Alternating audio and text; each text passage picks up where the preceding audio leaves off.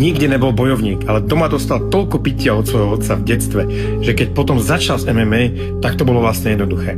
Počúvaj tento príbeh bojovníka. Josh Parisian vyrastal v USA, v Michigane, vo veľmi drsnej štvrti, robotníckej, kde ľudia pili, chlastali a práve jeho otec bol závislý na opioidoch a na alkohole.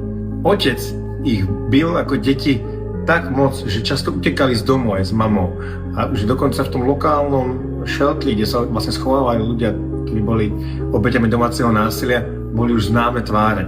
Nikdy Josh nebojoval naspäť. Vždycky bol ten, čo po seba prijímal rany. Až jedného dňa, kým mu jeho kamarát neukázal show Ultimate Fighter. Dovtedy MMA vôbec nepoznal, ale tomu úplne otvorilo iný vesmír.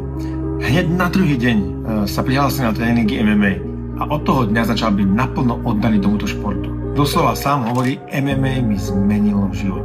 Z tohto mladého chlapca z Michiganu sa mu to podarilo prebiť sa až do UFC. Striedavo výhry a prehry. A dokonca bojoval aj s Martinom Budajom. Dostal jeden Performance of the Night, ale čo je skutočne zaujímavé, sú jeho výsledky v UFC Performance Institute. Tu zistili, že má extrémne tvrdé kosti. Absolútne najtvrdšie zo všetkých bojovníkov. 4-krát väčšiu hustotu kostí má ako bežný človek. Ďalšiu vec, ktorú zistili, že zuby.